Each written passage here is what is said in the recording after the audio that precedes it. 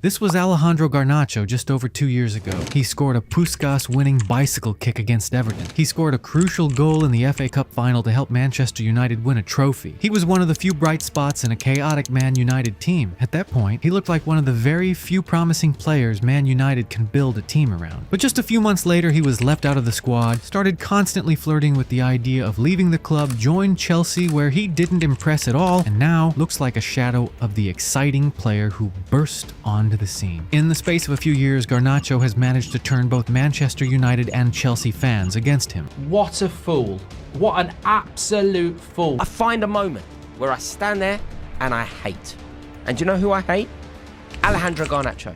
Alejandro Garnacho joined Manchester United in 2020 after he was seen as one of the most exciting talents coming out of Spain. In Atletico Madrid's academy, he stood out because of his speed, directness, hunger, and determination to score goals. He wanted to decide games. He wanted to make the difference. And when he moved to Manchester United's academy, those qualities translated to English youth football really well. It took him less than 2 years in England to make his first team debut. The following season, Erik ten Hag slowly integrated him into the team, and by the second half of the season, he was regularly playing first team football. The season after that, he got even more chances, and in a United team that was struggling massively, he became one of the very few players who could actually give fans something to be excited about. Alongside Kobbie Mainoo, he was seen as the future of Manchester United. But this is where the problem started, because beneath all the excitement he was bringing, there were also hidden issues in Garnacho's game, and over time, fans began noticing them more and more. In youth football, Garnacho was athletically dominant. He was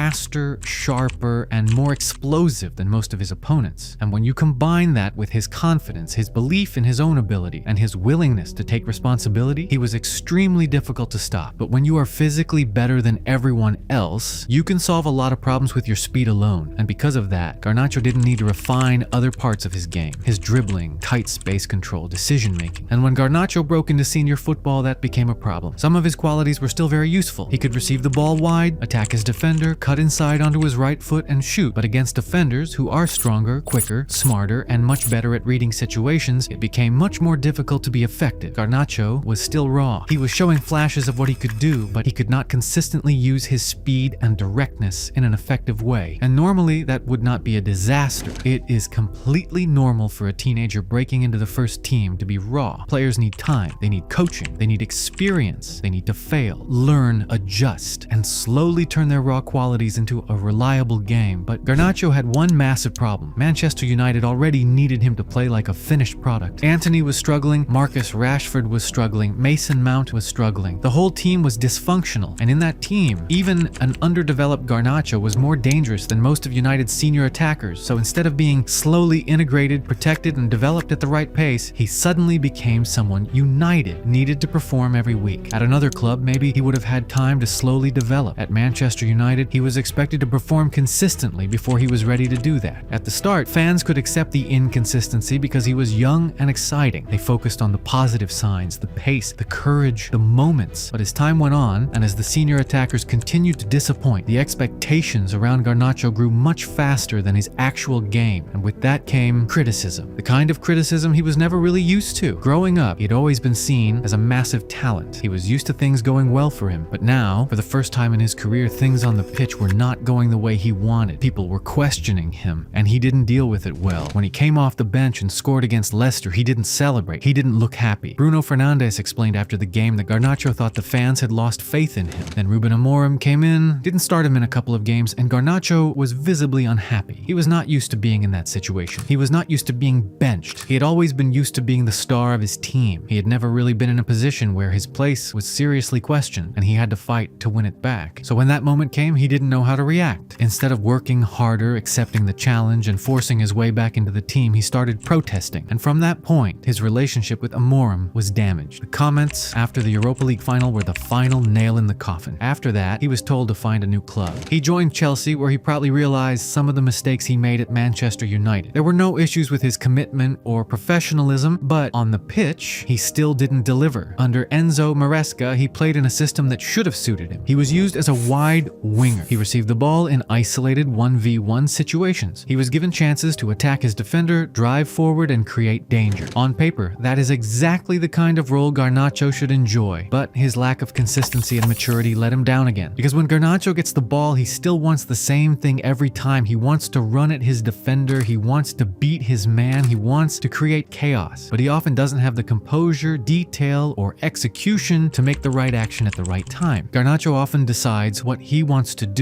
before the ball even comes to him. He already has the picture in his head: I will receive it, attack my defender, beat him, and create something. But he does not always adapt to what the situation actually gives him. Sometimes the defender is set, sometimes the support around him is wrong, sometimes the better option is to pass, sometimes taking on his man is risky and will likely lead to losing possession. But Garnacho still takes the duel. He doesn't think enough about what happens after he beats his man. He doesn't assess the risk of losing the ball well enough. He got his chance at Manchester United, but he couldn't handle the criticism and pressure that came with it. He got his chance at Chelsea in a system that should have suited him, but he still wasn't able to turn his qualities into consistent performances. And that is why his move to Aston Villa is so important. Maybe there will be less pressure there, but that does not make this move less important. It makes it even more important. Because at Aston Villa, Garnacho has to prove that what we saw at the start of his Manchester United career was not just a few exciting moments in a broken team. He has to prove that he can actually grow as a player and show consistent output. Because talent was never the question. The question is whether he can finally show his talent consistently. And if he can't do that now, he might not get another chance.